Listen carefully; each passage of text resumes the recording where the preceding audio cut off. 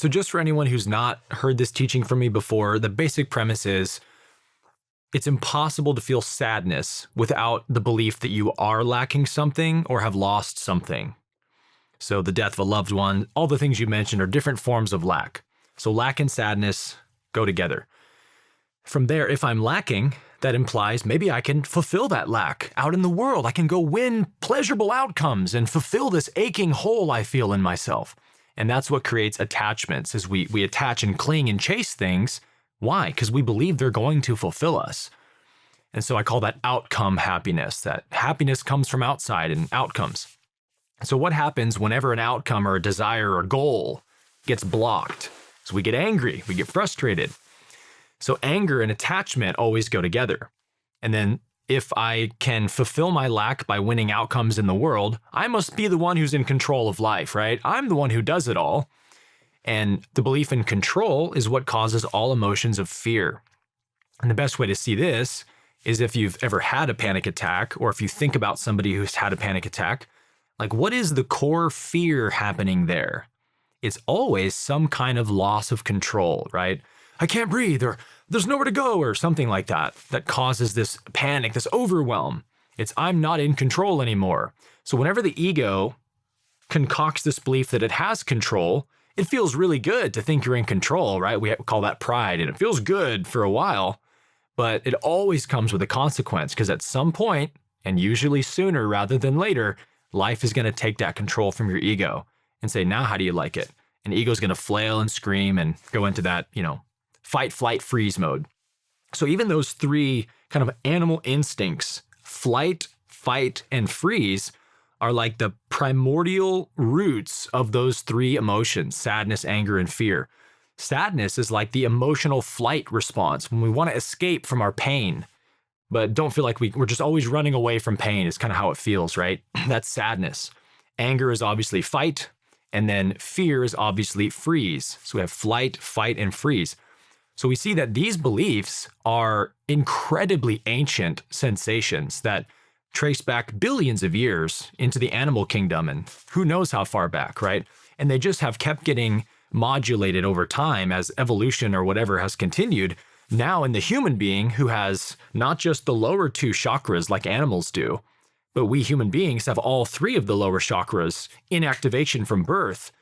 And we're trying to win the fourth one during the incarnation. But every human being has the lower three. That's why we have a very sophisticated ego compared to like animals, for example. You could say that a dog has a kind of ego, or like a dog ego, but it's very, very minimal compared to a human ego. A dog can't fear the future and regret past mistakes and all kinds of stuff. So that's the basic premise of why these emotions signal these beliefs. So let's use a practical example of a breakup, or like losing someone you were in love with. Whether they left you or cheated on you or just decided to break up with you, you're going to go through a period of sadness, right? Because you feel like you lost love. And so that's always what it is. It's that this person, the form, right, as we said, is representing I am loved. And so as long as this person's in my life, it represents I am loved. And when that person leaves my life, it represents I am lacking love. And so how many people, go through or live in relationships for a long time, sometimes their whole life, because they've associated that person with I am loved. Even if we're fighting all the time and can barely get along, as long as they're in my life, I feel like I have at least some love. And the thought of leaving them or them leaving me is scary, because I know it would make me have to face my feelings that I'm lacking love. So these are all the subconscious reasons people stay in toxic relationships, right? So if I have gone through this experience, losing somebody I loved, and I'm really struggling with depression, so Aaron, how would I re-qualify this according to these teachings? So the first thing is to know that your sadness is representing a wrong perception of yourself, that you're lacking love. Can't be true, right? You are eternally loved and lovable from the Creator forever. It's not up for grabs. So then once you know that you're really suffering from a lack belief, now what do you do about it? So this is where I go into re-qualifying. Now, re-qualifying to me is two essential steps, and they're both very essential. And I call them the positive use of denial, which is a phrase from A Course in Miracles, and then the affirmation of truth. The reason these are both important is because, the whole concept of requalifying comes from the understanding that I'm the only creator of this mind. I'm the only one who can give anything meaning or revoke meaning from anything. I have created every problem in my mind.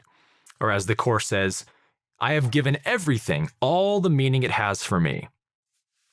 That's a little difficult for some people to swallow at first, but eventually if you sit with that idea, you'll come to recognize, yeah, that's actually true. So once we know no one else can step into my mind and requalify my beliefs for me, maybe I have a best friend who's like kick-ass business person. He's like super empowered and confident, and he's always trying to help install his confidence in me. Like, come on, man, believe in yourself, take risks, you can do it. And I'm just playing small and I can't, I'm lacking, right? He can't step into my mind and requalify that belief. So how did he get it? Because he did it himself, right? Through whatever means it was, self-help books, I don't know.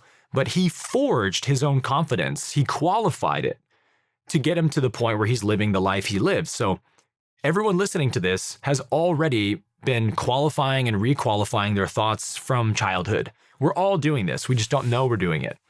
So the art of requalifying is just learning what this is and how to do it. And so, of course, it has to be these two steps.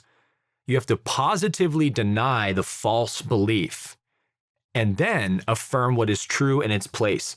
So if I've given my belief in lack, all this belief and meaning for years, at some point I've got to start revoking my belief in it.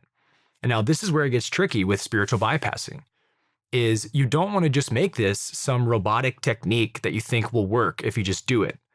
I deny all belief in lack. Like, it isn't just a mantra you can repeat or something and get results.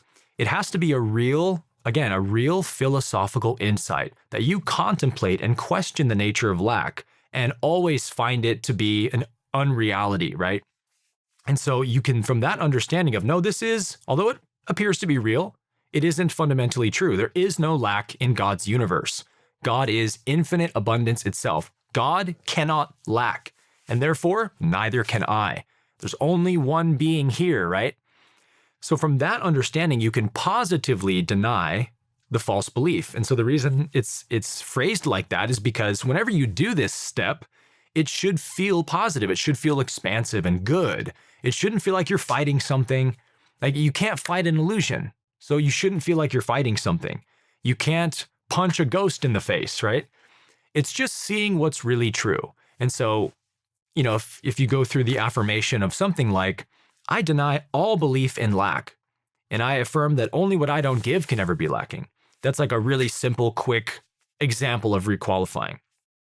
This is something you do in your mind, on the go, whenever you need to do it. You just take a pause from the hustle and bustle of life, and I like to close my eyes sometimes and take a deep breath and just really get up close to this lack belief I have and look at it. What does my ego think I'm lacking?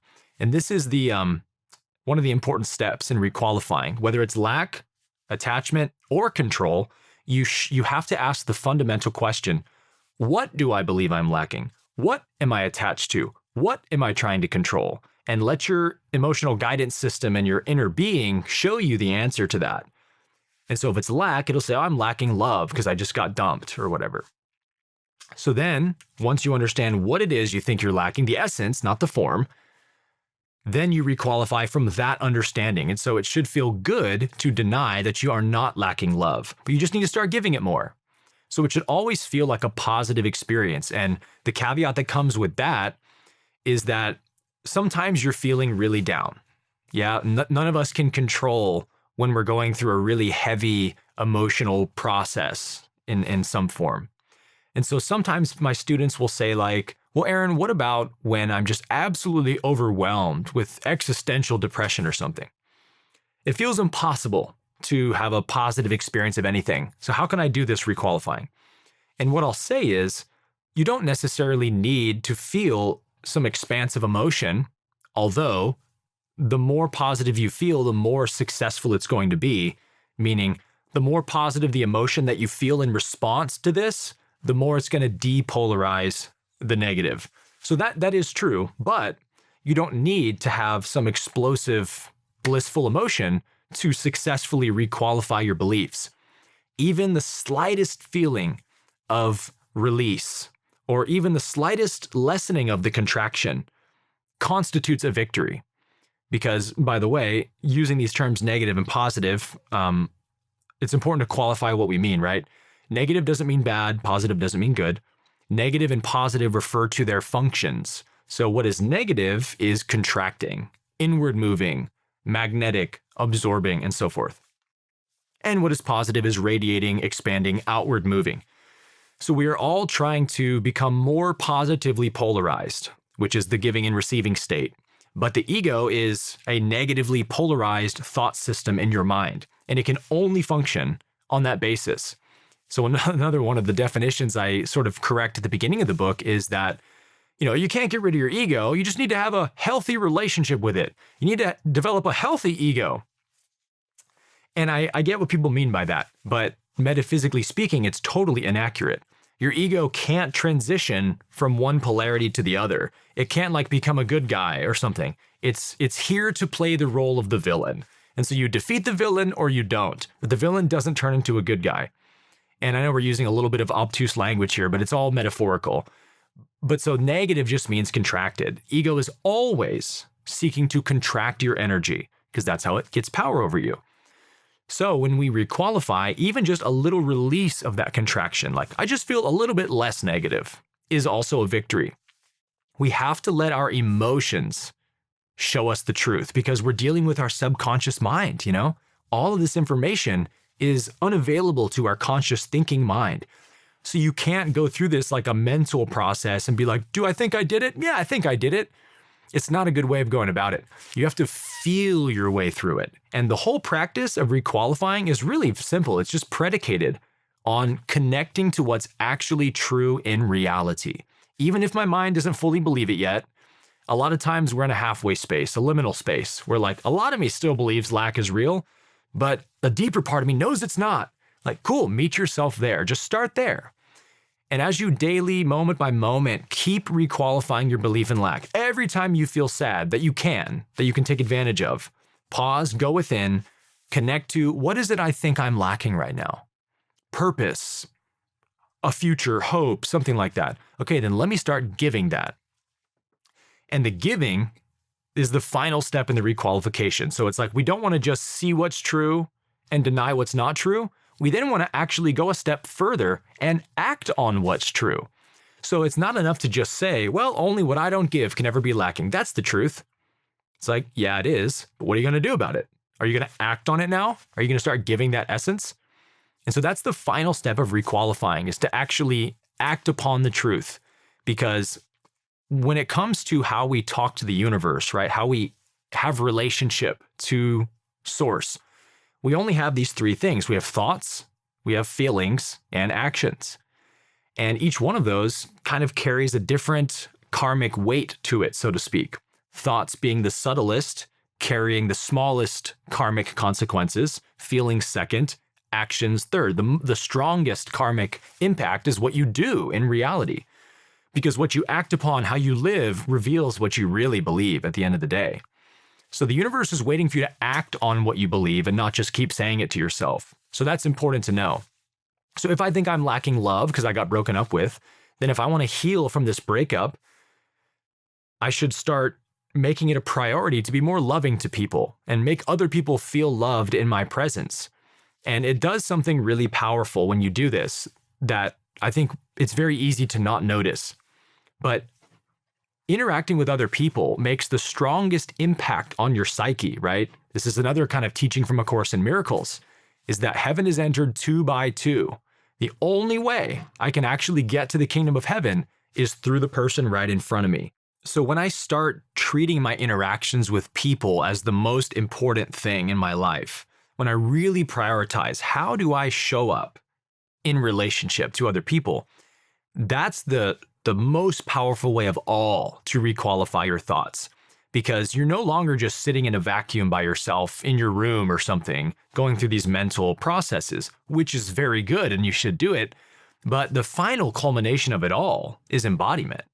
And so if all of this requalifying doesn't lead you to actually live differently and show up better and more loving and all these things, then you're not doing it right. Like, it should have a noticeable impact in your daily life, the way you live and the way you show up with relationships.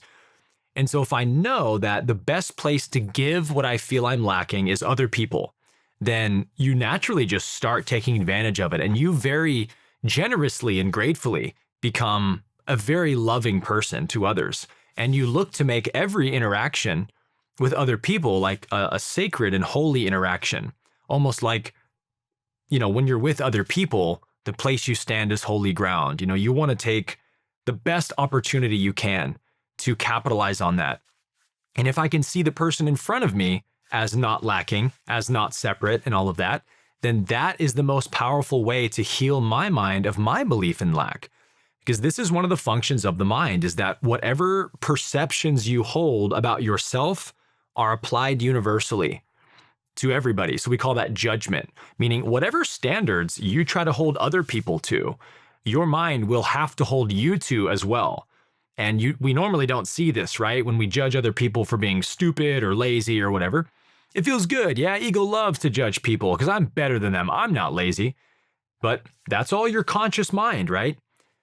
Your perceptions really come from your subconscious mind, of which you have no real interaction with. And so then you start wondering why you get more insecure over time. You beat yourself up more. You feel more guilty. You feel more inadequate because you're judging everybody else like that. And so it's seeping into your subconscious mind, and your ego is holding you to the same standard.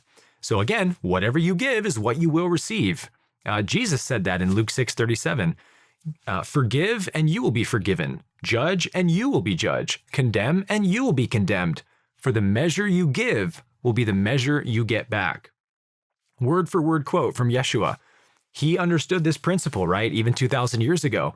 And so once we know this principle, then it becomes very easy to requalify, because we know it really does end or culminate in the way I show up in my life. And so not only do I do the first part of requalifying, which is the kind of interpersonal part of identifying what is my lack belief, and let me flip the script on that and say, no, I'm not lacking that. I'm just not giving it. So then how do I start giving it? And you look to your relationships to start doing that. And even though maybe it's romantic love that you think you're lacking, there's only one type of love. And so we shouldn't differentiate between types of love in this regard when we're requalifying. Love is love is love is love. So even if I lost a romantic partner or something, I can still be loving and kind to the elderly person at the grocery store. Like, just give the ultimate essence of what it is you want. And that's the core philosophy behind requalifying. And again, if you can see how you do this already, but in the negative way, you're just feeding and acting and behaving according to these beliefs negatively, being petty, being jealous, being judgmental. Do you see how you're always qualifying that belief the more you act on it? What you act upon, man, in time and space creates the greatest impact in your mind and in your world. And so you say, oh yeah, I'm actually amazing at this practice already. Everyone listening to me is already a master requalifier, right? You just don't know that you have this power and that you're always kind of wielding it. And so we're just learning what it is and how to wield it in the right way so that we can use it to our benefit rather than our detriment.